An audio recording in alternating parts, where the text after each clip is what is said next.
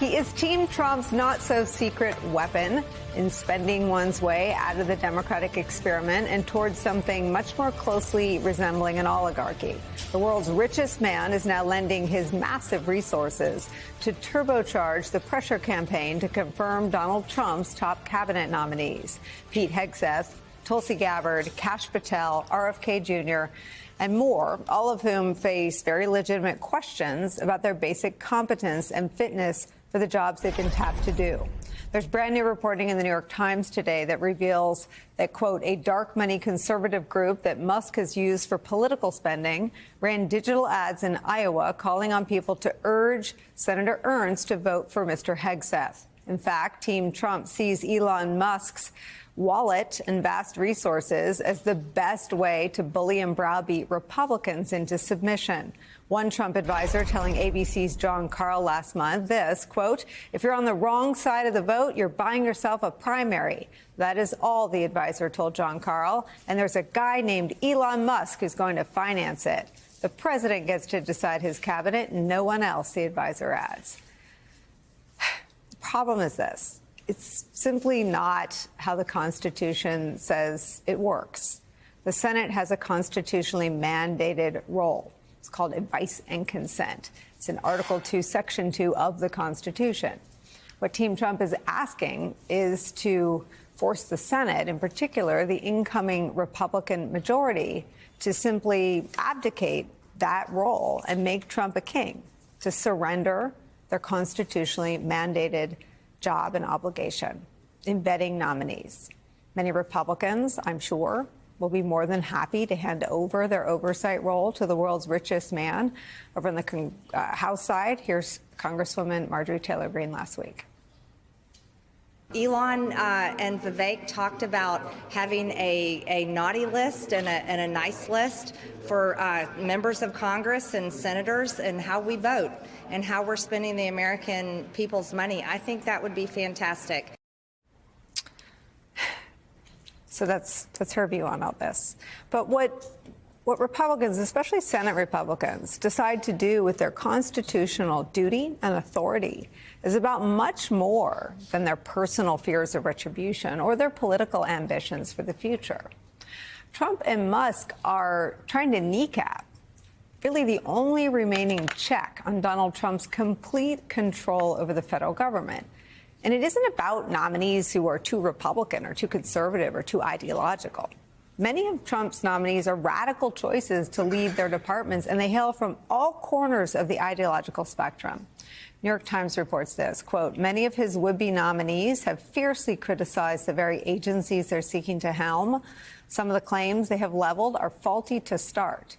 These nominees also should face basic questions of whether they're up to the job. And it is up to the Senate to examine those questions. That is their job. Senators should ask why Kash Patel would lead the FBI when a former defense secretary appointed by Trump, who worked alongside Kash Patel, has raised serious concerns that Patel may have nearly botched a sensitive mission. We were trying to rescue an American in West Africa who had been captured by, we believe, terrorists and whose life was in danger. So we sent our special operators abroad to rescue that person. They were in the air. We had launched them. I had launched them on the premise that we had airspace clearance into that country to conduct the operation. It was information given by allegedly Kash Patel to Tony Tata, who was worked for me in OSD policy. And we found out hours later, as we were about to cross into that territory, that it was not true, that the State Department had not got that clearance. And so for a moment in time there, at least an hour, it jeopardized the mission. But it's one of those moments out there that demanded going back and questioning what happened. Senators have a constitutionally mandated obligation to ask why Tulsi Gabbard is capable of being the director of national intelligence when, as Trump's own former national security advisor points out, she has no relevant experience. She doesn't have any experience in intelligence matters. She has demonstrated repeatedly that she doesn't understand international affairs. She has been quoted as saying that effectively Putin was justified in having Russia invade Ukraine because there were secret American biological weapons laboratories in Ukraine. I mean, this is fantasy land stuff.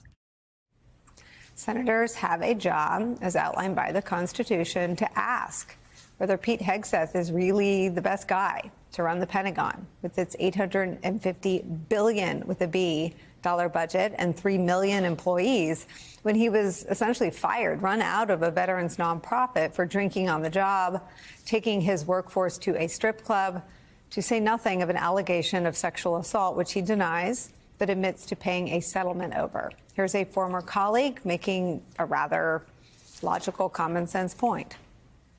This was a small nonprofit full of maybe less than 10 individuals with a budget less than $5 million, $5 to $10 million, and he couldn't do that properly. I don't know how he's going to run an organization with an $857 billion budget and 3 million individuals, based on what I saw in those years.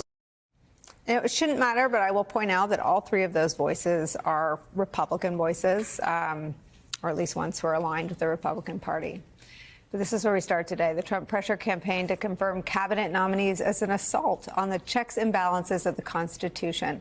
We start with some of our favorite reporters and friends. With me at the table, New York Times investigative reporter, MSNBC national security contributor Mike Schmidt is here, plus Democratic strategist and professor at Columbia University, MSNBC political analyst Basil Smikle's here, and also joining us, MSNBC columnist, author of the newsletter To the Contrary, Charlie Sykes is here. Charlie Sykes, I start with you. It is probably the oldest and the most numbing Trump story of all. What will Republicans do? Because the answer, tragically, with the exception of Liz Cheney and Adam Kinzinger, is almost always nothing, nada.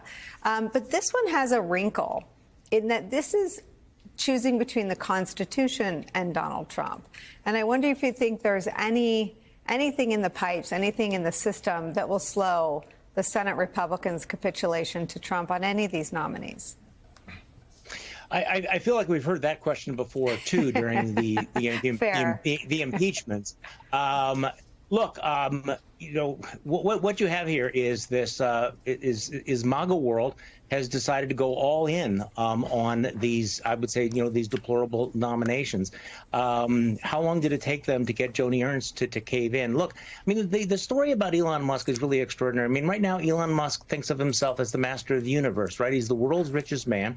He is now worth $400 billion. His net worth has doubled since the election. So he's not only the world's richest man, but he is now wielding the power of the presidency. And he's using it to intimidate and to bully members of the United States Senate. One of the questions that I think that we ought to ask is not just will it work, because it likely will work, but also who will ever hold him to account?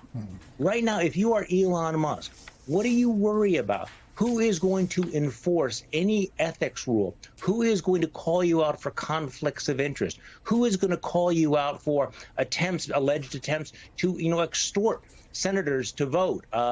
Who's going to do any of that? Because this is one of the moments we're at right now where we have this conjunction of massive wealth with massive political power and the absence of accountability. And at some point, the senators are going to have to ask themselves, either in public or in private, do they want to be reduced to potted plants in this particular system? Because it's all out there. I will say one more thing. The hearing, we're still a long way away from these hearings, and these hearings are going to be extraordinary. And no matter what the senators think right now, when the country sees some of this testimony, when they see some of the people who will come forward and tell stories about Tulsi Gabbard and Pete Hegseth and Kash Patel's behavior, who knows? Again, a gut check that Republicans have failed over and over and over again. Let me stay with you, Charlie. This is Time Magazine's interview with Donald Trump about this very topic, whether there are any conflicts of interest. I feel like that would be a sentence that could be uttered in another language, and Trump wouldn't understand it any better. But here's the transcript. Time Magazine asked Donald Trump, on Musk specifically, giving him the power to oversee the agencies that regulate his companies. Isn't that a conflict of interest? Trump, I don't think so. Look, we have a country that is bloated with rules, regulations, and with, frankly, people that are unnecessary to do. Time magazine. But Elon Musk is talking about cuts that would directly affect NASA, which would then directly affect SpaceX, his company. Isn't that the textbook definition of a conflict of interest? Trump. I think that Elon puts the country long before his company. I mean, he's in a lot of companies, but he really is, and I've seen it. He considers this to be his most important project, and he wanted to do it. I bet he did. And, you know, I think he's one of the very few people that would have the credibility to do it. And he puts the country before, and I've seen it, before he puts his company. OK, so that's the reassurance that Trump is offering about Elon Musk, Charlie. Well, think about all the things that we used to think were important that nobody seems to care about anymore, including all of these ethics rules involving Donald Trump. I mean, Donald Trump, I mean, you know, 8 years ago, people were concerned about whether or not he would divest himself of you know, many of his, you know, his involvement in his companies. Now he's not even going through the motions. He's out there marketing a new perfume product. So this is one of the markers of a Donald Trump presidency, that he frankly does not care about any of these particular rules. And unfortunately, and again, you're going to use a word that we've used too many times probably, but I think we've been numb to it. And I think that to the extent that there are people who are supposed to be the guardrails, they've either decided that they're going to stand down or they're no longer in a position to do anything about it. So this is an extraordinary moment, and there are words in our language that describe what we are confronting here. Words like oligarchy, kleptocracy, kakistocracy. We are seeing an extraordinary confluence of conflicts and the abuse and the potential abuse of power. And again, the question we keep asking is anybody going to stand athwart this and say, stop?